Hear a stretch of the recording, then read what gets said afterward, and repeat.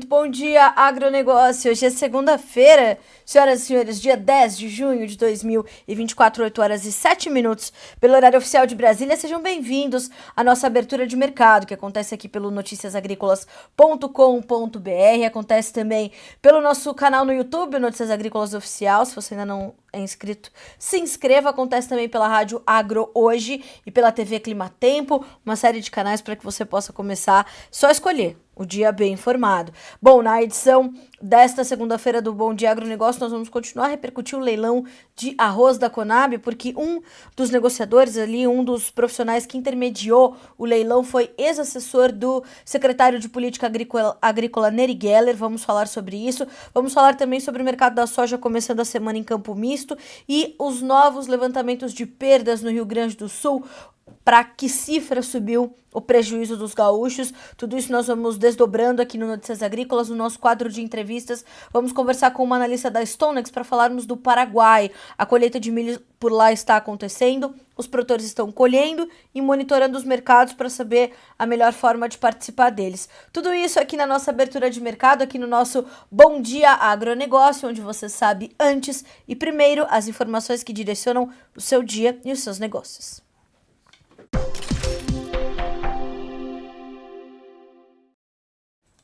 Bom, vamos começar checando as bolsas, os mercados, e eu digo que hoje é um dia não comum de caminho para todas as commodities. Os grãos sobem, soja e milho na Bolsa de Chicago, já o trigo cai um pouquinho, o café que estava caindo forte, mais de 1%, já diminuiu as baixas, então hoje me parece ser um dia de certa volatilidade, como toda segunda-feira promete ser.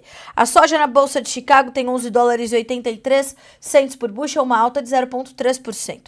O milho sobe 0,5% para 4 dólares e 51, enquanto o trigo cai 0,1% para 6 dólares e 25 cents por bushel. Ainda na Bolsa de Chicago, alta de 0,7% para o farelo de soja, que vale 363 dólares e 30 cents por tonelada curta. O óleo de soja cai 0,3% de queda para 43 cents e 50 por libra-peso. Então, baixa para o óleo, baixa para farelo e grão. Milho sobe, trigo caindo. Resumo da Bolsa de Chicago. Para a Bolsa de Nova York, também temos volatilidade e sem um caminho comum para as commodities agrícolas. O café cai 0,4%, 2 dólares e 23 mais 93 por libra-peso. O açúcar, 19 cents mais 17 por libra e uma alta de 0,9%, o mercado se recuperando depois das últimas quedas. O algodão, 0,6% de baixa, são 73 cents mais 39 por libra-peso. Este também é um mercado que tem estado bastante volátil. Vai esperar hoje pelos dados do USDA também, como os grãos, o algodão. Petróleo subindo timidamente tanto no WTI quanto no Brent. Lembrando que o Brent é o reflexo do quadro global de oferta e demanda que volta a operar abaixo de 80 dólares por barril. São 79 dólares e 86 centavos, uma alta de 0,3%. Mesmo ganho para o WTI, que tem 75 dólares e 74 centavos por barril. O gás natural, este sobe forte, 3% de alta, o ouro cai 0,4%, enquanto o prata e cobre sobem. A prata tem alta de 1,3%, o cobre de 0,8%. Então nós temos aí um dia, como eu falei, distinto para as commodities, cada uma respeitando ali os seus fundamentos, cada uma fazendo a sua própria avaliação do macro cenário, do mercado financeiro, mas é um dia claramente de volatilidade. O dólar index tem uma pequena alta de 0,09%, vai a 104.945 pontos. Bom, nós temos então esse cenário e para fecharmos a nossa rodada de preços, a bolsa de Dalian hoje está fechada. Amanhã é feriado na China, tudo se emenda, então nós temos esse feriado, né? Até amanhã, esse feriado acumulado. Então esse mercado fica sem a referência chinesa também nesta segunda-feira, dia 10 de junho. Para finalizar, bolsas americanas em queda, seguindo a queda do índice composto da Europa. Nas eleições europeias, que é um dos nossos destaques, a direita ganhou cadeiras no parlamento da França, Alemanha e Grécia. Já já vamos detalhar essa situação. Clima americano mudará para mais quente e seco, o que é benéfico para o momento. O clima no leste europeu também mais benéfico. Vamos tratar desse assunto já já nas nossas notícias da manhã. Agora são 8 horas e 12 minutos pelo horário oficial de Brasília e hora justamente da gente checar as manchetes dessa segunda-feira, checar as nossas notícias da manhã.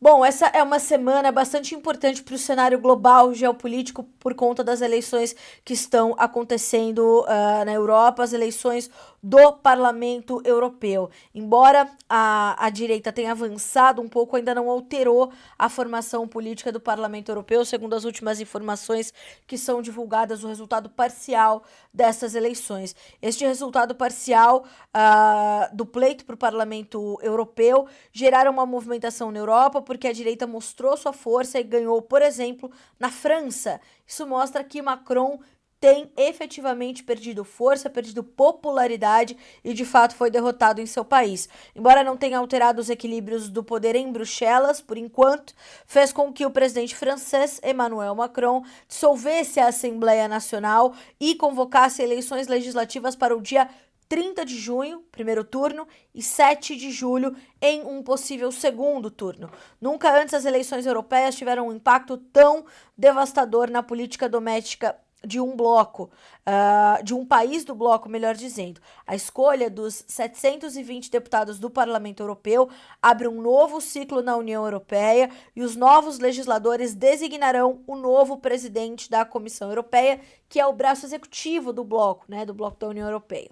Segundo projeções divulgadas, mesmo com o avanço da direita, a soma dos conservadores moderados, dos social-democratas e dos centristas liberais continuará sendo majoritária em um grande bloco de 389 assentos, onde se formam os compromissos fundamentais em uma matéria legislativa. O Partido Popular Europeu, que é o partido de direita lá na Europa para essas eleições do parlamento, continuaria como a principal força política, com 181 assentos, os social-democratas 135, os liberais do Renew 82, formando um bloco de 389 cadeiras.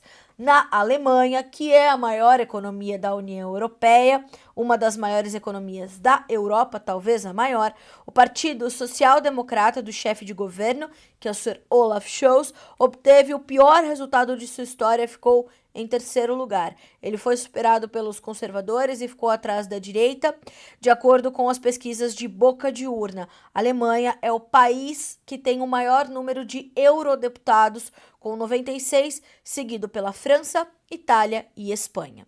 Segundo análises realizadas por canais de televisão pública, o partido de Scholz obteve 14% dos votos, enquanto os conservadores ficaram em primeiro lugar com algo entre 29,5% e 30%. Os aliados de coligação de Scholz também se saíram mal. Os ambientalistas verdes registraram apenas entre 12% e 12,5%. Vejam que interessante observar essas eleições, principalmente quando a gente olha para essa questão dos ambientalistas na Alemanha, porque foi lá que se iniciou o protesto dos agricultores, lá e na França, concomitantemente, que se iniciou o protesto dos agricultores diante das excessivas políticas públicas, da retirada de subsídios da produção agrícola, produção agropecuária. Então, estas eleições do Parlamento Europeu, elas são importantíssimas para este redesenho da nova ordem mundial que está acontecendo e principalmente para o entendimento do agronegócio dentro desta parcela do governo, dessa condição do Parlamento Europeu, porque foi na porta da União Europeia, em Bruxelas, na Bélgica, em que produtores de toda a Europa se reuniram com centenas de milhares de tratores e produtores rurais fazendo as suas manifestações. O que está acontecendo na Europa diz respeito diretamente à produção agropecuária do mundo e, claro, à sua atividade aqui no Brasil. Isso diz respeito principalmente ao quadro de competitividade dos principais países produtores do mundo. 8 horas e 16 minutos pelo horário oficial de Brasília. Na sequência das nossas notícias, nós ainda trazemos as repercussões do leilão de arroz que foi realizado pela Conab, de compra de arroz, que foi realizado pela Conab na última quinta-feira, dia 6 de junho. Uma série de questionamentos foram levantados na sequência do certame, porque primeiro que muitos lotes acabaram desprezados diante de uma necessidade tão urgente. As primeiras entregas serão feitas somente em setembro, mas mais do que isso, quem adquiriu, né, esse volume de arroz, das 300 mil toneladas que foram ofertadas, foram adquiridas perto de 263 mil, um pouquinho mais do que isso, 88% do total ofertado foi adquirido. São empresas que não têm qualquer ligação com o setor arrozeiro. Na verdade, são 4, 3 delas não tem nenhuma ligação, apenas uma do estado de Santa Catarina, ali da região de Florianópolis, teria alguma conexão. Agora, é preciso lembrar que o empacotamento, a distribuição e a rotulagem desses produtos, ele precisa acontecer aqui dentro. Agora, como uma locadora de veículos, por exemplo, vai internalizar e empacotar e distribuir todo esse arroz, por exemplo, ou uma sorveteria, ou uma loja de queijos, né? Enfim, todos esses questionamentos estão sendo feitos, ainda as respostas não chegaram, e a Bolsa de Mercadorias de Mato Grosso e a Foco Corretora de Grãos, empresas criadas em maio de 2023 por Robson Luiz de Almeida França, ex-assessor do então deputado federal e ex-ministro da Agricultura Neri Geller, que é atualmente o secretário de Política Agrícola do Ministério da Agricultura, intermediaram a venda de 44% do arroz importado vendido no leilão público realizado pela Conab na última semana. Os envolvidos negam qualquer tipo de favorecimento no certame.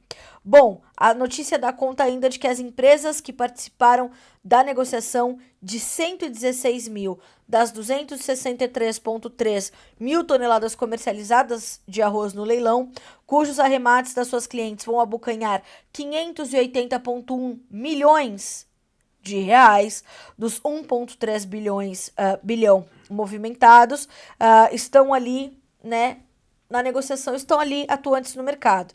A BMT e a Foco faturam comissões de corretagem em cima desses valores.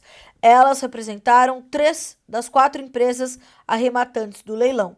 A ARS Locação de Veículos e Máquinas, a Zafira Trading e a Ice Fruit Indústria e Comércio de Alimentos. O perfil das vencedoras causou estranheza no mercado pela falta de experiência na atividade. Aqui é bem importante, ó. As outras 147,3 mil toneladas que foram arrematadas negociadas pela Bolsa de Cereais e Mercadorias de Londrina para Queijo Minas, uma loja de queijos e laticínios em Macapá, no Amapá, do empresário Wesley Alves de Souza, vai receber mais de 736 milhões mais de 736 milhões de reais da Conab em função dessas operações com o arroz importado. Bom, o que isso quer dizer? Isso quer dizer que uma série de deputados já estão levantando, entre eles o deputado Marcel Van Hatten, entre outros, a Frente Parlamentar da Agropecuária está trabalhando para entender por que não só a Queijo Minas, mas principalmente a ARS Locação de Veículos e a Ice Fruit Indústria e Comércio de Alimentos, que é uma sorveteria, tá nesse leilão. Como é que eles vão internalizar essa quantidade de arroz, empacotar, rotular e distribuir, né? Esse é o grande questionamento. Bom, o portal da Câmara dos Deputados mostra que este ex-assessor, né, do secretário de Política Agrícola Neri Geller, ele foi funcionário do gabinete do secretário entre os anos de 2019 e 2020, quando o político estava em mandato parlamentar por Mato Grosso. O ex-assessor também abriu uma empresa com o Marcelo Piscini Geller, filho de Neri Geller, em Cuiabá, em agosto de 2023, com informações da Receita Federal. Bom, neste momento, né, e aí é bom, o jornalismo ao vivo ele tem essa situação, chega uma nota de esclarecimento, né, de uma das empresas. Acabou de chegar aqui no meu WhatsApp, nosso time de reportagem está ali muito atento, E veja só, é uma nota de esclarecimento sobre a importação de arroz. Com mais de 17 anos de experiência no comércio atacadista de alimentos, a empresa Weasley A. de Souza Limitada, que foi a maior arrematante de lotes, vai fornecer 147,3 mil toneladas de arroz dentro do cronograma estabelecido pela Conab e cumprindo rigorosamente as normas de controle e qualidade. A empresa, com sede em Macapá, no Amapá, assumiu este compromisso, ciente de que a importação é necessária para reduzir o preço final ao consumidor de um produto essencial na alimentação dos brasileiros. A Weasley tem solidez e mais de 17 anos de experiência no comércio atacadista, na armazenagem e na distribuição em todo o Brasil de produtos alimentícios, com um faturamento de mais de 60 milhões de reais apenas no ano passado. Resultado que vem crescendo ano após ano com a ampliação do leque de marcas alimentícias que a empresa representa e distribui no norte do país, região que apresenta a maior complexidade da logística no Brasil. A empresa lamenta que grupos com interesses contrariados estejam tentando afetar a sua imagem e deturpar a realidade no momento em que é essencial o país encontrar formas de assegurar o abastecimento de arroz para a população. Por isso, a Weasley está disposta a acelerar a importação de modo que o consumidor final não seja penalizado com um aumento que pode chegar de até 40% no preço do arroz aos brasileiros. A empresa tem orgulho de sua origem no norte do país e não poupará esforços para apoiar o Brasil em um momento crítico no qual sua experiência, excelência logística e transparência podem fazer a diferença. Está aqui dada, portanto, a nota de esclarecimento da Weasley. Vamos disponibilizá-la naturalmente no nosso site para que você possa depois lê-la com mais calma, com mais tranquilidade, mas esta é a informação até este momento. Claro que agora cabe a nós, jornalistas, continuar investigando, cabe ao governo continuar dando as respostas que são de perguntas legítimas para que nós possamos entender, inclusive, como serão as demais operações, porque estão previstas a importação de até 1 milhão de toneladas de arroz.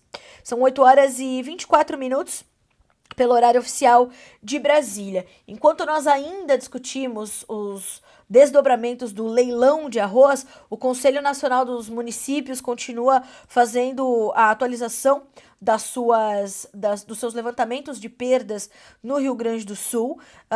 E nessa nossa terceira manchete de segunda-feira, o que trazemos é mais um resultado desses levantamentos, mostrando que as enchentes tiveram ou causaram um prejuízo para o estado gaúcho da ordem de 3,7 bilhões para a produção agropecuária.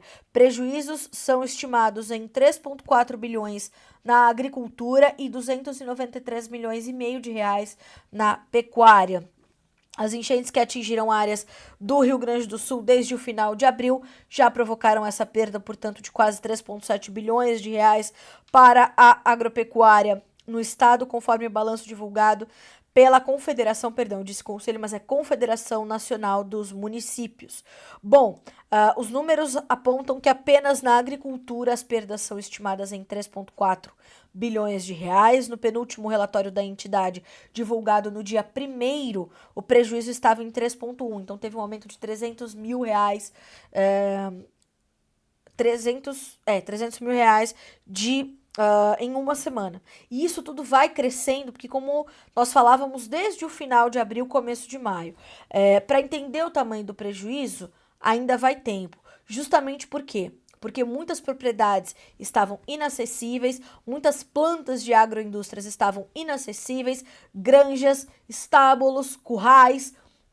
A perda ela vai aparecendo conforme as águas vão baixando. Em relação à pecuária, o cálculo com as perdas para o setor passaram de 272 para 293,5 milhões de reais também em uma semana. Ao consolidar todos os segmentos da economia gaúcha, o prejuízo com as lavouras chega a 11,4 bilhões de reais ou 400 milhões de reais a mais do que no levantamento anterior. Ainda segundo a Confederação Nacional dos Municípios, 476 municípios foram afetados pelas fortes chuvas, porém apenas 144 até este momento detalharam danos materiais e humanos à entidade. à Confederação Nacional dos Municípios. Mas já sabemos que a Farsul está fazendo um trabalho de levantamento dessas perdas entre os agricultores. A CNA também, a CNA inclusive está fazendo um movimento chamado Superação, que é também uma medida determinante para entender o que aquele produtor especificamente está precisando, e é esse trabalho corpo a corpo que vai ajudar a reerguer o Rio Grande do Sul. Isso é muito importante. E uma outra perspectiva também importante de trazermos nessa análise é de que foi publicada na última sexta-feira a terceira edição do Boletim Econômico Tributário da Receita Estadual sobre os impactos das enchentes nas movimentações econômicas dos contribuintes do ICMS, que é o Imposto sobre Operações Relativas à Circulação de Mercadorias e Prestação de Serviço. E esse levantamento, esse estudo mostrou uma queda de 15,6% nas vendas da indústria em maio de 2024. A comparação é frente ao mesmo mês de 2023. Entre os destaques da publicação estão os efeitos na emissão de notas fiscais e arrecadação, além da visão detalhada dos setores de agroindústria, alimentos e insumos agropecuários. Essa notícia e esses números já estão detalhados para você em destaque na nossa página inicial do Notícias Agrícolas. Vale a pena você acompanhar este último estudo da Receita Gaúcha. 8 horas e 28 minutos pelo horário oficial de Brasília. Eu quero agradecer aqui as pessoas que seguem mandando as suas perguntas, as suas mensagens, e a gente segue aqui no nosso quadro das notícias da manhã, trazendo as manchetes desta segunda-feira para você. 8 horas e 28 minutos pelo horário oficial de Brasília. Bom, trouxemos algumas manchetes, né, mais ali de análises. Agora vamos falar um pouquinho mais de mercados. Os mercados voltaram, né, a trabalhar nessa semana e tem ali para a soja um início em campo misto. O que isso quer dizer? Isso quer dizer que o mercado está carente de novidades e precisa efetivamente de novas notícias para se posicionar. A hora que eu sentei aqui para fazer o Bom Dia Agronegócio, nós tínhamos o julho e o agosto subindo, o setembro e o novembro caindo na Bolsa de Chicago. Nesse momento, agora 8 horas e 29 minutos, pelo horário oficial de Brasília, nós já temos altas para o julho, agosto e setembro, e só o novembro ali, né, ainda testando algumas leves baixas. Percebam que o mercado trabalha com bastante estabilidade, oscilações muito contidas, muito limitadas, muito tímidas. O contrato julho tem 11 dólares e 81 centos por bushel, 2,5 pontos de alta. O agosto, 11 dólares e 78, 2 pontos de alta. O setembro, 11 dólares e 55, acabou de zerar o mercado, nem sobe nem desce. O novembro, 11 dólares e 57, com uma queda de meio ponto. Eu separei essa manchete aqui nas nossas notícias da manhã, só para trazer para vocês um gostinho de como é que o mercado está começando esse momento. Neste momento, o que o mercado está observando? A questão climática nos Estados Unidos, né? E por lá, sem grandes ameaças por enquanto no radar. Inclusive, separei aqui a análise do seu Ginaldo Souza, diretor-geral do Grupo Laboro, que diz o seguinte: o mapa com percentual de chuvas de 30 dias mostra áreas bem secas e também áreas muito úmidas. As áreas mais secas pegam as Dakotas inteiras, o sul de Iowa, o oeste de Illinois, norte e oeste do Missouri, oeste de Illinois, norte de Indiana e o sul de Ohio. As previsões para os próximos 10 dias, no geral, chuvas abaixo da média para o leste e oeste do corredor. Então, essas são as informações preliminares para começarmos a semana. O final de semana no Corn Belt foi de chuvas esparsas, né? Então, bem localizadas, bem pontuais. E nesta segunda-feira, às 17 horas, horário de Brasília, vamos receber o novo boletim do USDA com o relatório semanal de acompanhamento de safras. Vejamos quanto do plantio avançou. Provavelmente veremos um plantio de milho quase concluído. E também as condições das lavouras. Na última semana, o USDA já trouxe as primeiras condições para o milho. Provavelmente para a soja venham nesta semana. Vejamos como o boletim chega às 17 horas após o fechamento do mercado. Então vejam que, neste momento, o mercado segue estável, sem grandes movimentações, justamente à espera destas notícias, à espera dessas informações atualizadas. E vejamos também ao longo do dia se alguma notícia chega para movimentar um pouco mais agressivamente este mercado. Até que isso aconteça, nós temos não só estabilidade para os futuros da soja, mas temos estabilidade para os futuros do milho também. Estes, no entanto, trabalhando todos do lado positivo, com pequenas altas de pouco mais de 2 pontos. Bom, para o mercado brasileiro, o que está também no radar e assim, no primeiro plano do horizonte, o movimento do dólar.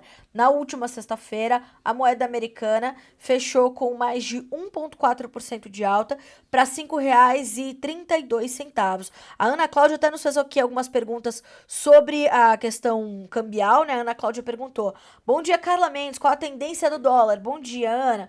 Nós temos ainda uma tendência de manutenção do dólar ali em alta. Na última semana esteve conosco o professor Roberto Dumas Damas, falando que nós podemos testar até algo como R$ 5,35, e é um momento ainda de bastante volatilidade quando a gente olha para o mercado cambial. Por que eu digo isso?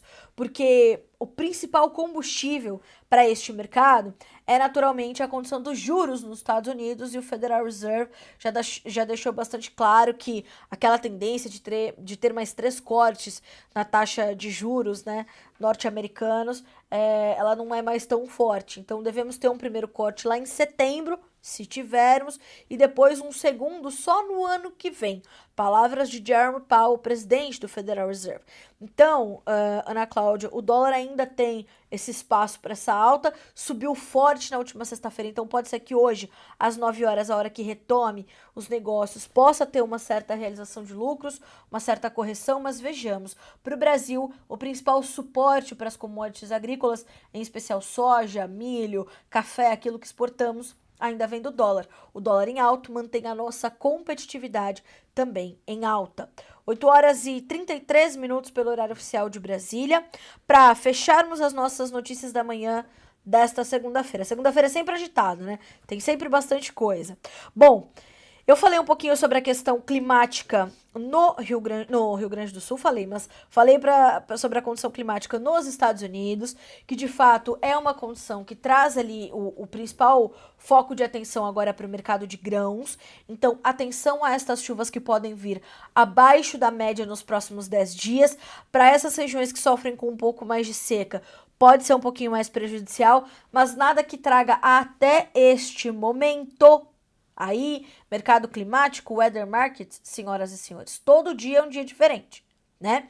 Então, até este momento, sem grandes ameaças, sem grandes oscilações muito intensas que possam promover uma ameaça ao desenvolvimento das lavouras. Até esse momento, na última segunda-feira, o USDA trouxe 75% das lavouras classificadas como boas ou excelentes. De outro lado, estamos falando de uma condição ok nos Estados Unidos, pelo menos ok. De outro lado, ali na região do Mar Negro, onde nós estamos falando de uma região importante na produção de trigo, ali as condições já não são tão boas. Se lembram que na semana passada nós falávamos da possibilidade do do governo russo declarar estado de emergência em função das adversidades climáticas que vinha sentindo. Então, geadas fortíssimas, tempo seco, toda uma complicação, as lavouras sentindo mais de 1,5 milhão de hectares afetados por alguma adversidade climática, a Ucrânia sofre, outros países da Europa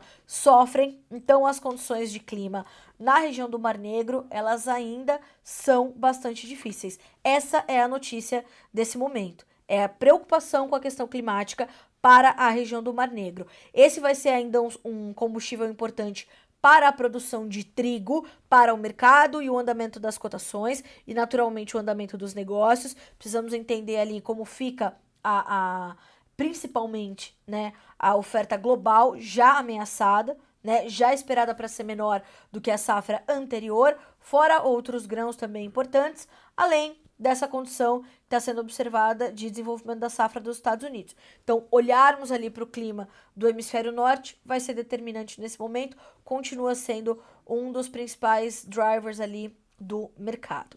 Bom, do mercado de grãos. São 8 horas e 36 minutos pelo horário oficial de Brasília. Agora a gente vai aqui conversar com a nossa audiência, mas quero primeiro agradecer aqui a todos os, né, a todas as mensagens que estamos recebendo, e vamos receber e vamos conferir também alguns relatos que continuam chegando dos campos brasileiros, né, e isso vai construindo aqui o Bom Dia Agronegócio. Antes de mais nada, vamos agradecer o bom dia do Márcio Maciel, do Vinícius. Bom dia, Mineiros Goiás acompanhando. As expectativas dessa semana estão nos desdobramentos jurídicos e legislativos da MP do Mal. Pois é, Vinícius. O Vinícius se refere aqui à MP do Mal, é aquela medida provisória 1227 do governo federal que alterou a utilização dos créditos gerados pelo pagamento de PIS/COFINS, né, que desorganizou o mercado de uma forma geral. Para o agronegócio brasileiro, os impactos são diretos. A gente está falando de 6,5 bilhões de prejuízo para a cadeia da soja, 2,5 bilhões de prejuízo para a cadeia das carnes, fora outros tantos. Fora a nossa competitividade, que levou uma flechada no coração. O mercado teve uma comercialização, viu, Vinícius, terrível na última semana. As vendas de soja mal chegaram a 500 mil toneladas, porque muitos compradores se retiraram do mercado. Então, sim, para nós aqui no Brasil, essa é uma semana bastante focada nesse entendimento dos desdobramentos jurídicos e legislativos. E a sua pergunta é importante porque nos volta a lembrar que essa é uma batalha que vai ser dura ali no Congresso e, portanto, o Poder Legislativo em torno desse assunto. O governo federal chegou com essa medida provisória sem ter discutido com nenhum setor os seus impactos, enquanto onera demais, aumenta a carga tributária das empresas, né? Então, deveria haver pelo menos uma conversa com os parlamentares, o que não aconteceu, e deve enfrentar uma judicialização grande, né? Porque é passível de judicialização o que aconteceu. Então, sim, Vinícius, essa é uma semana de olharmos muito atentamente para essas questões. Bom dia também para Lediane Ferreira, bom dia Agro, ótima semana a todos, obrigada Lediane, para você também.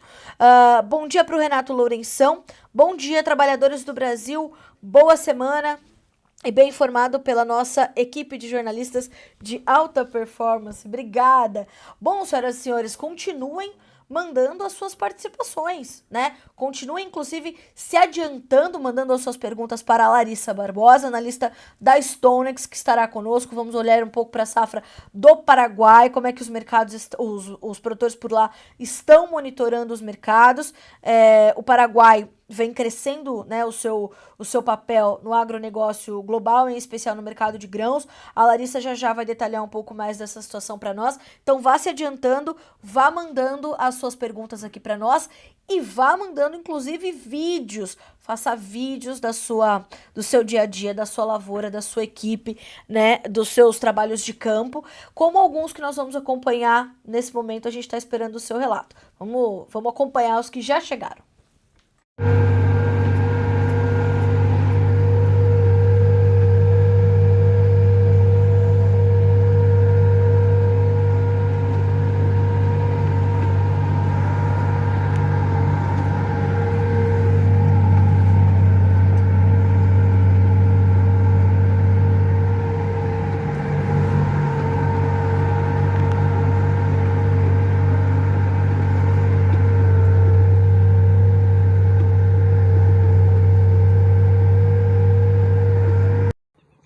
Estamos numa lavoura de soja, interior de Santa Maria aqui, divisa São Gabriel.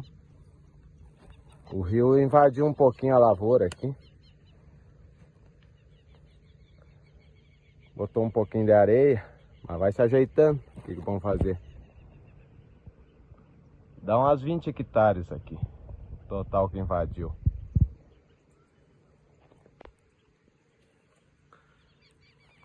Vamos ver se enxuga para nós colher esse sojinho aí. Até não era ruim, era bonzinho. Nós estamos aqui na colheita do feno. Aí o Luquinha tá aí, firme no batente. Hoje é aniversário dele, 5 anos. Luquinha, dá um alô pro tio João.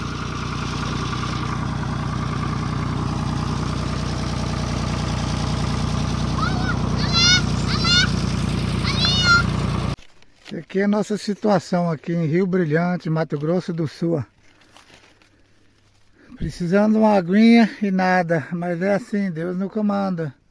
Tamo juntos. Tamo sempre na escuta aí das notícias agrícolas, do tempo e dinheiro. Mas é isso aí, Deus no comando. A situação é essa. Obrigado a todos. E olha a altura do pé, ó, onde vai o pé de milho. Milho dá quase 3 metros de altura aí, ó. E olha a situação. É muito triste, né? Nosso mundão velho tá descontrolado. Os nossos irmãos no Rio Grande com a tragédia daquela lá por água e nós aqui por falta de água. Claro que é bem menos do que a deles, porque é a vida em primeiro lugar, né? E o resto é resto, que nem diz outro. Primeiro a vida. Mas é doído o agricultor plantar e pegar uma situação dessa, ó, de baixo em cima da lavoura, ó. Que tristeza, ó. Aí você vai no tamanho da espiga, ó, mas você não tem nada dentro, né? Coisa mais linda. Um abraço a todos.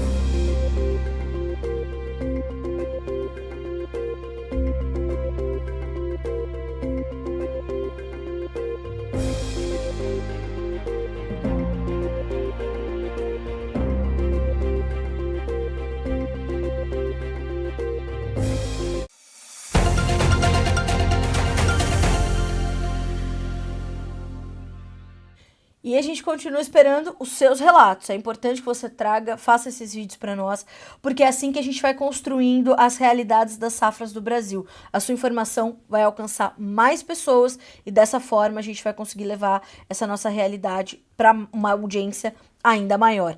Bom, e falando em audiência ainda maior, muitas pessoas acompanham aqui o Bom Dia Agronegócio direto do Paraguai, até porque o papel de protagonismo do Paraguai, que até pouco tempo era de coadjuvante, vai crescendo. O Paraguai vai trazendo uma importância cada vez maior, né, e se estabelecendo de forma cada vez mais presente no mercado global de grãos, vai ampliando a sua produtividade, vai ampliando os seus resultados, e é sobre isso que nós vamos falar nesta segunda-feira no nosso quadro de entrevistas aqui no Bom Dia Agronegócio.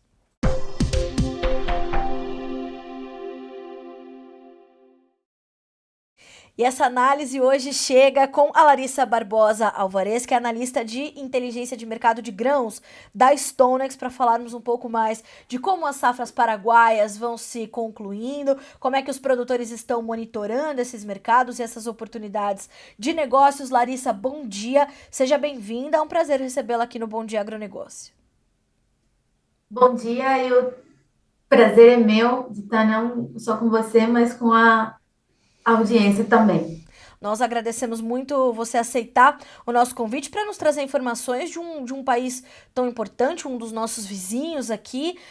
E nós conversávamos um pouquinho antes de entrar no ar, Larissa, e você pontuava essa diferença que o Brasil tem, ou melhor, o Paraguai tem em relação ao Brasil, que no caso do Paraguai são 2 ciclos de soja, e me parece que agora a gente está colhendo esses números para entender o tamanho da oferta dessa temporada 2023-24, né? Isso. A grande diferença, então, que o Paraguai tem em relação ao Brasil é que lá são feitos 2 ciclos de soja, a safra que é mais longa, que se complementa logo mais com uma safrinha, e o milho também há diferença do Brasil, que tem 2 ciclos dele, lá ele é plantado só uma vez em época de safrinha também, então a gente costuma falar que a safrinha é uma competição em solo entre soja e milho, e cada vez mais, principalmente pelo mercado de sementes, isso vem sendo mais relevante, já que é parte importante dessas sementes que são utilizadas lá no Paraguai, são brasileiras. Então, temos um público de clientes que cada vez mais de perto segue esse andamento e como que essa competição de solo, de qual que vai ser a escolha final dos agricultores, ela é dada. Mas, então, a questão da soja, aqui, o que já está concluindo, A gente fala também que, se bem o grosso do que vai ser produzido no Paraguai, ele é plantado na safra, a safrinha, ela é muito importante para ter um número final de quanto que vai ser o balanço, quanto que vai ser o total a ser colhido. Como para esse ciclo atual, a safra começou dentro da sua janela ideal, que é em setembro, ela já começou a ser colhida em janeiro, então a safra atual está já 100% colhida e é a safrinha a que está em finalização. Os nossos números acreditam que, se o clima continuar favorecendo, as próximas semanas de junho vão ser suficientes para já ter 100% da safrinha de soja colhida também. E se bem o clima foi bem heterogêneo, as chuvas elas chegaram de forma muito desiguais, mais no Alto Paraná, que faz fronteira com o Paraná e que é o estado que lá produz mais grãos, nós tivemos uma revisão para cima em comparação à estimativa nossa do mês de maio. Então, nós esperamos que para a soja sejam colhidas pouco mais de 10 toneladas para o ciclo atual. E uma outra questão que é muito importante também é que a comercialização vem um pouco mais devagar em relação ao que já se viu em anos anteriores, porque pela queda dos preços em Chicago nesse começo do ano, o basis, ou desconto que é feito aos produtores, chegou a um ponto poucas vezes visto, já que usualmente o desconto por tonelada em Assunção, que é o principal porto de saída para soja, costumava ser entre 30 e 40 dólares por tonelada. Só que entre fevereiro e março, em cidades que são muito importantes, estão entre as que mais produzem soja lá no país, como Santa Rita ou San Alberto, foi nos comunicado que alguns produtores chegaram a ter ofertas para desconto entre 80 ou 90 dólares. Então, foi 3 vezes mais do que costumava ser visto, o que gerou uma reação de cautela e de espera também, pelo que, então, o que já costumava ser comercializado no primeiro trimestre do ano se estendeu para quase o final deste primeiro semestre, onde novamente os bases se normalizaram mais. Até o fim de maio, a gente voltou a ver que esse desconto ficou no patamar de entre 34 e 40 dólares, que é o histórico. Então, esperamos também que até a finalização deste primeiro semestre, grande parte da soja paraguaia esteja já vendida. Bom, Larissa, isso mostra que o produtor está atento a essas informações, o produtor está de olho nesse quadro para entender quais são as suas melhores oportunidades de comercialização, para entender como a sua competitividade está se comportando. Exatamente. E a gente viu também que o mercado de insumos, ele se adaptou a essa situação, já que usualmente os contratos de insumos no Paraguai, eles costumavam vencer já em abril, que era um dos motivos pelos quais, já com a colheita da safra, esses grãos eram comercializados, pois os produtores tinham que ir cumprir com as suas obrigações. Só que por essa questão preço que tipo, obrigou os agricultores a terem que adiar a venda dos seus grãos, o que a gente viu é que grande parte dessas dívidas foram trasladadas de tipo, abril a maio, que coincidentemente também aconteceu que a retomada dos preços em Chicago e as quedas nos descontos contribuíram, então, para que se normalizasse mais essa comercialização também. Larissa, isso acaba comprometendo o planejamento do produtor paraguaio para a próxima safra, né? É interessante essa sua análise de que essas dívidas foram levadas, né, de um mês onde eles estariam ali cumprindo alguns compromissos, foram adiando, foram, né, estendendo um pouco essas dívidas. Isso vai comprometendo o planejamento deles para a safra 2024-25, para o próximo ciclo?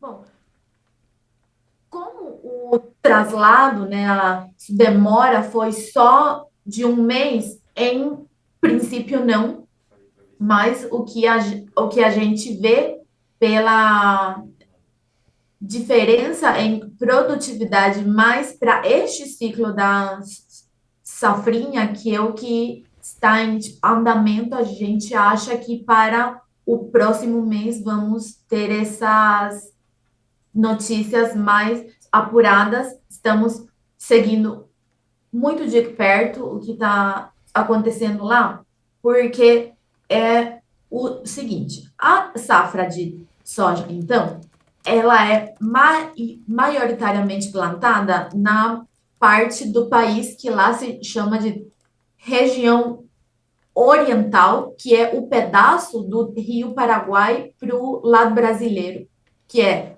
onde mais se produz também, e na região ocidental, que é a parte que está para cima do Rio Paraguai, que já tem fronteira com a Argentina, com a Bolívia, é mais uma região historicamente pecuarista. Só que ela é atualmente também a nova fronteira agrícola do Paraguai, então nós estamos vendo que a soja está cada vez mais chegando lá também. Mas, de forma sintética, então, a safra de soja ela é plantada em todo o país. Mas a safrinha, que é esse segundo ciclo, tanto de soja como de milho, ela só é plantada na parte oriental, que tem então fronteira com o Brasil. E esse pedaço, né, do país teve muito boas chuvas nas últimas semanas na parte sul e muita seca na parte norte. Só que também tem sempre pedaços ou municípios mais específicos que têm as chuvas com níveis como se costuma ver sempre. O que está acontecendo, então, é que temos diferenças muito grandes entre o mínimo e o máximo do que vai ser esperado. Só lembrando sempre que a metodologia com a qual a Stonics trabalha é com as médias, que a gente está vendo que vai ter produtor com um comprometimento alto para o seu planejamento para a safra que vem, para o ciclo que vem, mas tem outros com muito bons resultados, com uma produtividade que está dentro da média histórica, dentro do que já se viu. Então, este mês de junho, agora, ele é chave para determinar como que essas safrinhas vão fechar, tanto para soja quanto para milho, o que vai nos permitir também nos 2 próximos meses ter já uma visão mais clara de como que vai se projetar a próxima safra de 2024 e 2025. Certo. Larissa, Você falou sobre o milho. Eu queria entender um pouquinho de você como é que como é que está o atual momento para o milho. Você me adiantava também que estamos na metade do ciclo do milho nesse momento, o que também já permite com que haja uma análise, né, e uma estimativa para a safra e, naturalmente, um entendimento de como essa safra impacta os preços e o andamento do mercado no Paraguai, não? Sim. Para a safra de soja, então, né? Safra e safrinha, já com a soma de ambos, nós estamos chegando num número levemente superior às 10 milhões de toneladas, o que fica dentro da média histórica do que já se viu lá. Não vai ser um novo recorde, mas possivelmente vai ser o segundo ou o melhor resultado já visto dentro dos últimos anos. E o balanço para milho está nos indicando que temos como esperar 3,9 milhões de toneladas, quase 4, que não vai ser um recorde histórico também, que lá foi de 4,5 milhões de toneladas, mas que de qualquer forma também é um muito bom resultado que fica na média dos mais altos números já vistos nessas últimas safras. E como é que para milho o mercado está se comportando no Paraguai? Como é que o produtor está enxergando e participando desse mercado? Bom, o milho no Paraguai tem uma diferença em relação à soja, onde a grande parte ela é exportada, mas em natura, já que o milho tem uma importância muito alta dentro do mercado de pecuária, pois dentro da mistura do que é dado para o boi, ele costuma ser 70% mais menos do que é a ração, né? Então, como o Paraguai tem um mercado de pecuária que é muito forte, parte importante do que é plantado lá fica para o mercado interno e o que vai ser exportado, que se divide bastante entre o Brasil e a Argentina,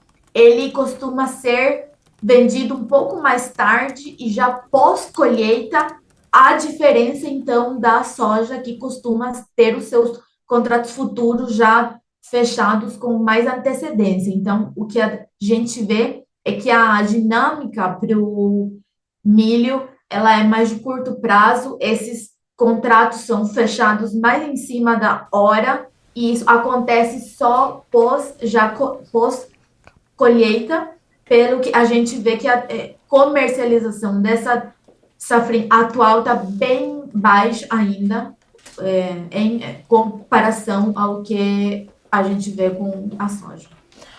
Larissa, para a gente finalizar, como é que você enxerga o mercado global de grãos enxergando a produção paraguaia? E como é que você vê o Paraguai também desenvolvendo a sua produção para atender a essa demanda mundial, tanto para soja quanto para milho? Uma muito boa pergunta. O que a gente vê já há vários ciclos e que vai se confirmar mais uma vez, apesar de certas perdas em produtividade, é que como o balanço da Secretaria de Agricultura dos Estados Unidos mostra, vai possivelmente ter mais oferta que demanda internacionalmente falando, tanto para soja quanto para milho, não só pelo aumento de área plantada, mas pelos aumentos na produtividade também. O que a gente vê no Paraguai é que a consolidação da sua produtividade, se tornando um dos maiores exportadores do mundo também, é que a sua relevância é cada vez mais importante para os balanços regionais de grãos pois na safra passada, quase 90% de toda a soja que o Paraguai fez foi até a Argentina para se industrializar, e só um 10% é o que ficou dentro do país para ter mais valor adicionado. Então, o papel que o Paraguai cumpre hoje no mercado internacional faz muito mais ênfase em sua posição em ter que compor esse estoque e essa oferta já final desde a América do Sul, com seus dois grandes vizinhos, e cada vez mais também a gente vê que certas sementes mais de milho passam a ter uma importância muito relevante para o que é o oeste e o sul brasileiro, já que nós consultados sempre também como que a exportação então está se dando, pois essas sementes passam a estar dentro do planejamento dos mercados agrícolas brasileiros que estão mais na fronteira, que nós já vimos que vai se estender para o trigo também. Nós já estamos pesquisando essa questão, já que com as grandes perdas que o Rio Grande do Sul tem, que dentro da estimativa que a Stonex tem para o trigo também, viu-se que possivelmente vai ter uma menor oferta de sementes de trigo dentro do Brasil, o Paraguai vai passar a ter uma relevância cada vez mais importante para poder suprir essa demanda dentro dos mercados da América do Sul. Bom, Larissa, você com certeza vai nos ajudar a construir essas informações para a nossa audiência em novas participações. Já estou te esperando para mais conversas para que a gente continue mantendo as atualizações, né, das informações vindas do Paraguai. Obrigada por aceitar o nosso convite. Você é sempre muito bem-vinda aqui no Notícias Agrícolas, no Bom Dia Agronegócio. Certamente estaremos juntas para continuar atualizando essas informações. Muito obrigada. Não, sou eu quem agradece, e é só chamar que nós conversamos mais sobre o assunto. Vamos conversar com certeza. Obrigada, Larissa. Uma ótima semana para você. Para você também. Muito obrigada. Bom, senhoras e senhores, é aquilo, né?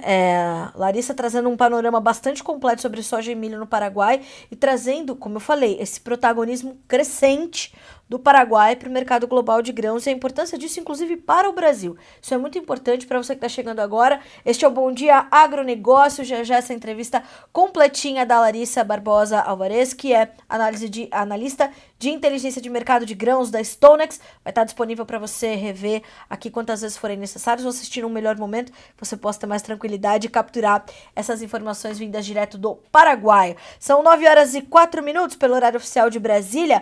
Enquanto eu vou começar a responder aqui algumas perguntas, já vá mandando a sua participação, mande sua opinião, seu posicionamento, sua dúvida, seu questionamento, sua pergunta, vá mandando por aqui. Se ficou alguma dúvida sobre o que a Larissa falou, manda também. Se eu não conseguir responder, a gente manda a sua pergunta para a Larissa. O importante é ter a sua participação.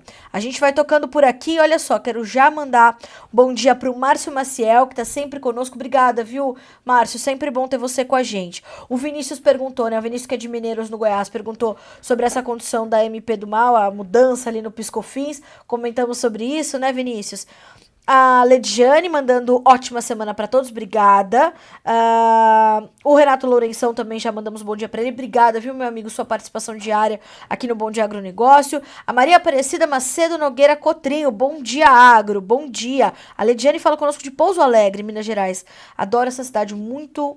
Que estado bom que é Minas, né? Danilo Justo, bom dia de São Miguel do Iguaçu, no Paraná. Seu Adoniran Castro, bom dia, grande programa com a especial Carla. E o senhor tá sendo muito gentil, né, seu Adoniran? Obrigado, o senhor sempre conosco também. O Agro não para, com boas informações. Vamos falar de clima, de Maringá, no Paraná. Vamos sim, seu Adoniran. Ótima questão. Bom, o que nós temos é a previsão de um tempo mais, uma concentração, uma predominância de tempo mais seco no centro-sul do Brasil, segundo as últimas previsões, né, as previsões mais atualizadas. O mapa mostra a projeção de chuva para essa semana, trazendo ali, como eu falei, o centro-sul do Brasil, né, numa predominância de tempo seco. Os volumes mais intensos de chuvas estão ali no extremo norte do Brasil, na costa do Nordeste, ali bem no extremo leste do país, né? Então, ali a costa do Nordeste e o Rio Grande do Sul, o estado do Rio Grande do Sul, não a região, mas ali o Rio Grande do Sul, o finalzinho de Santa Catarina e um pedacinho do Paraná e uma beirinha do Mato Grosso do Sul podem ter também alguma chuva mais intensa. Então, ó, as áreas que devem receber chuvas mais fortes. Norte do Amazonas e do Pará, além de Roraima e Amapá, com altos volumes também em Roraima. Mais ao sul da região norte, há tendência de uma semana de chuva escassa, como eu falei, extremo norte do país.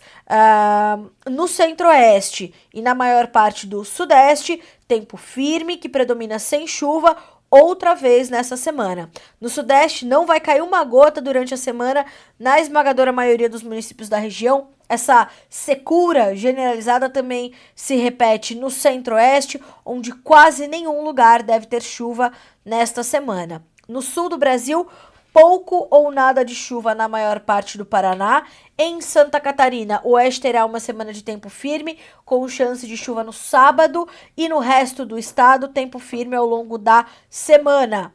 Olha só o que nos informa seu Adoniran e a audiência do Bom Dia Agronegócio. No Rio Grande do Sul, que continua sentindo os efeitos das enchentes, a semana terá tempo firme na maior parte dos dias. Na segunda e na terça, enquanto o sol brilha na maioria das cidades, pontos isolados do sul e do leste podem ter chuva localizada e sem maiores volumes. No próximo sábado, chove em várias regiões gaúchas, mas os dados hoje não indicam altos volumes. Então não temos ali uma condição muito severa, mas vai ainda chover no Rio Grande do Sul e qualquer gota de chuva é uma tempestade, porque, né, o Rio Grande do Sul começa tão somente a se reerguer. Aliás, vou fazer esse chamado novamente. Não parem com as doações e nem com as correntes solidárias e nem com os pedidos de ajuda. É muito importante que neste momento, porque muitas pessoas, inclusive falaram a repórteres que estiveram, né, no Rio Grande do Sul, ouviram, né, da população local dizendo assim: por favor, não deixem de vir aqui registrar o que está acontecendo quando as águas baixarem. Hoje eu vi um vídeo de uma lavoura, acho que nós inclusive trouxemos aqui na nossa parte ali dos relatos, né, das realidades da safra, no nosso momento Fala Produtor, uma lavoura que foi invadida pela água, né? Como é que se reconstrói isso de um dia para o outro, né? Não dá. Os solos gaúchos deverão demorar centenas de anos, aqueles que ficaram com as rochas expostas, para serem, né, para serem recuperados. Matéria orgânica, camadas de solo, enfim, perfil de solo para se reconstruir. Então faça o seguinte: se você inclusive está no Rio Grande do Sul, mande seus relatos, faça vídeos, mande para nós pelo WhatsApp. O nosso número é o 19 99767 0241. Eu vou repetir: 19 99767 0241. Número para você mandar os seus relatos. Não tem importância se você não estiver no Rio Grande do Sul. Nós estamos construindo as realidades das safras do Brasil. Mas é claro que é importante você mandar de onde estiver. E ó, a gente vai começar a trazer também relatos das safras norte-americanas, né? Os produtores por lá também são muito ativos nas redes sociais, tem muito vídeo de plantio acontecendo por lá, o desenvolvimento das safras, e a gente vai começar a dividir isso com vocês aqui no Bom Dia Agronegócio também, certo? Bom, temos também bom dia para o Fabiano Alves, a Ana Cláudia Nascimento, né? Perguntou a tendência do dólar, falamos, né, Ana? Mas vamos ver como é que o mercado se comporta. Aliás, já abriu, vamos ver se a gente já tem a abertura do dólar e o movimento de hoje. O que eu falei? Podia ter uma correçãozinha, uma realização de lucros. E assim se fez. 0,13% ou 0,1% de baixa para R$ 5,32. Nem mudou o valor ainda, né? Mas abriu em queda, se ajustando, porque na última sexta-feira foi disparada mais de 1,4% de alta para a moeda norte-americana. Bom dia também para a dona Eliana, para o Jonathan Freitas, para o Márcio Maciel dizendo só corrupção desse desgoverno. Tá difícil, né, Márcio? Mas é bom que a gente tenha o posicionamento de vocês aqui para que vocês possam trazer as perspectivas do que tá havendo, né? Bom dia para Lilian Henk, para o Márcio Eno, que fala conosco de Nova Santa Bárbara, 19 graus. Márcio, mande as condições do milho por aí, eu sei que tá terminando a colheita da segunda safra. Aliás, tem gente já plantando trigo em São Paulo, mandem esses relatos também, isso é completamente importante, né, para que a gente possa continuar mostrando para o Brasil as realidades das safras brasileiras e ampliar o alcance da sua informação. Bom dia para o Henrique Carniel, bom dia, Cidrolândia, Mato Grosso do Sul. Isso aí, Carla, segunda-feira sempre é o dia do atropelo.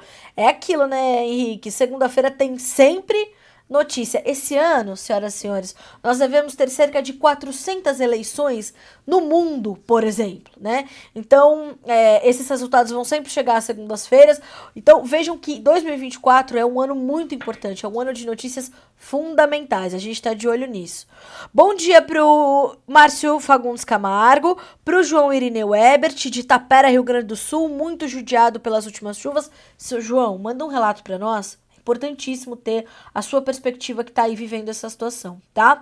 Bom dia também para o meu amigo Alberto Tesmer. Bom dia, Carla e Agro Brasileiro. Pergunta: estimativa de produção de soja para a safra 24-25 e quais as previsões de preços com a avaliação do mercado mundial, os impactos do PIS/COFINS. Vamos lá.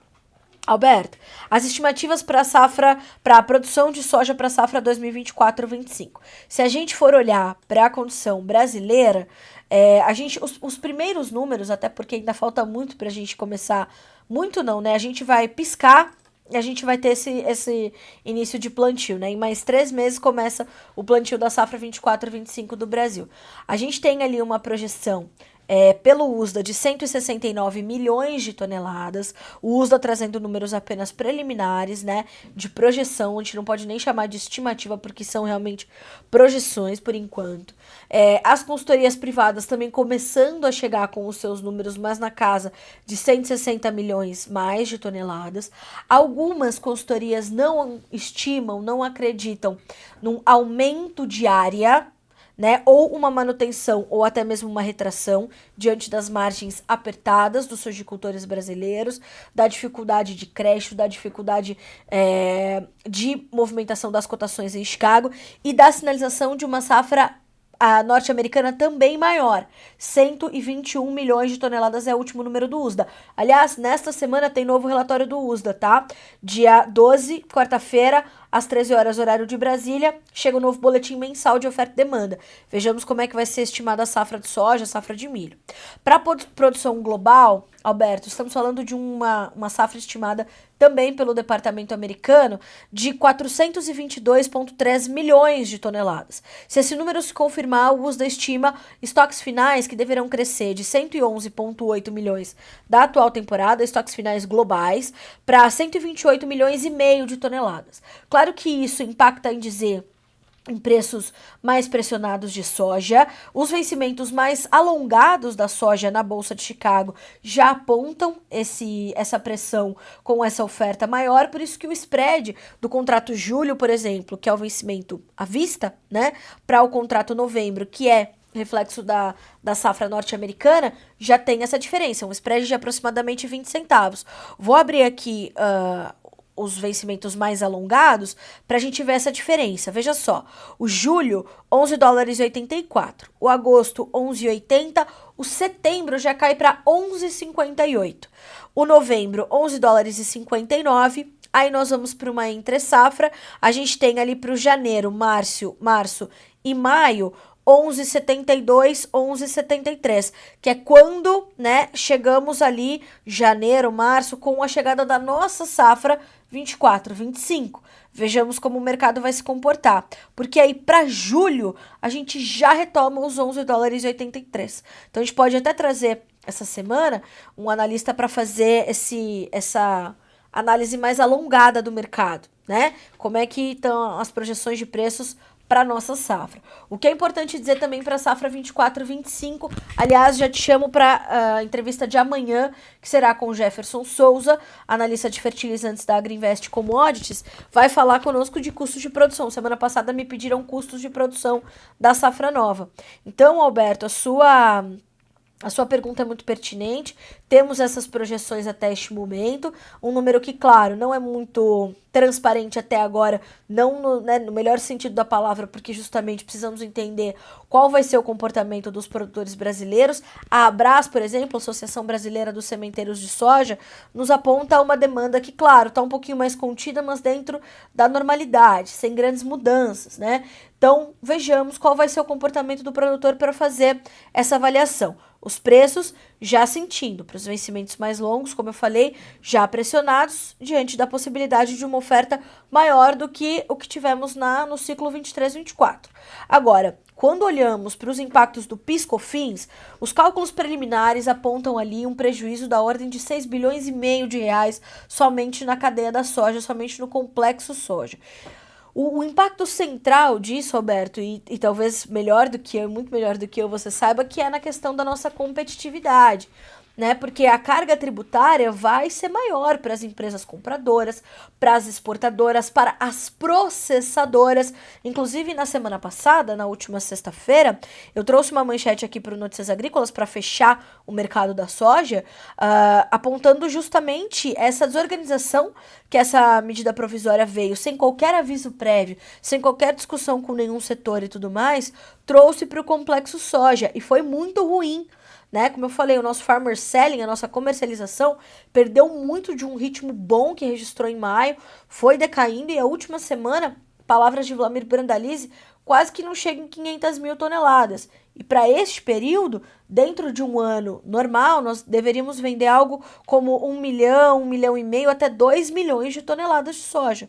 Então perceba, nós tínhamos ali um bom momento, foi minado por essa medida. Então, como eu disse, para as processadoras também pesa, o que vai prejudicar a demanda interna, prejudica a demanda para exportação. Os chineses já foram olhar para a soja americana, compraram 2 barcos de soja entre quinta e sexta-feira, então desorganizou completamente, principalmente para o Brasil. Vejamos quais serão os próximos impactos, né? Obrigada pela sua pergunta, viu? Pelas perguntas que são todas muito pertinentes. Bom dia! Também para o Valdinei José de Souza, e fala de Ourinho, São Paulo, para o Antônio Fernando da Silva, para o Newton Della Vila, de Sinop, Mato Grosso, para o Juracir dos Santos Santana, falando aqui da Agrotito. Bom dia para a Gabriela Tonial, diz que chegou agora, vai voltar o vídeo, tá certo? Se você não tiver tempo de voltar agora e quiser assistir depois, o Bom Dia Agronegócio, não tem problema. Todas as nossas edições ficam disponíveis aqui para você na íntegra, certo? Então você vai fazendo aqui as suas, né, trazendo as suas informações. E o Jonathan Freitas gostou bastante da entrevista da Larissa. Bom saber. Aí vamos trazer a Larissa mais vezes para trazer informações para nós direto do Paraguai. Bom, senhoras e senhores, são 9 horas e 19 minutos pelo horário oficial de Brasília desta segunda-feira.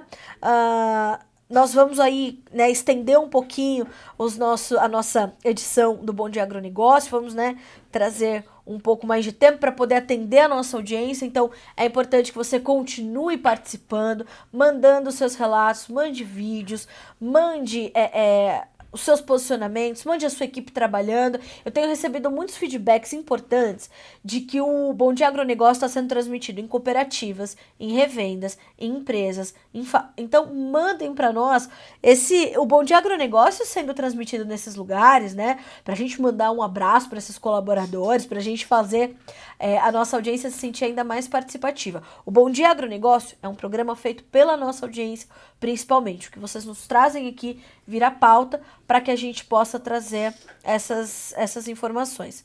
Então, é um formato original do Notícias Agrícolas, mas pautado na nossa verdade, que foi ali, né, há quase 30 anos construída. Seja o porta-voz de si mesmo, né? É o site do produtor rural. Esses são os nossos valores. Falar para você diretamente, mas sabendo que você precisa escutar, certo? Eu te desejo uma excelente segunda-feira, de bons negócios, uma semana mais positiva para os nossos mercados, né? Que a gente possa evoluir um pouco mais e, claro, já te convidando para estar conosco a partir de amanhã, ou amanhã a partir das 8 horas da manhã. Boa segunda, bons negócios, até mais.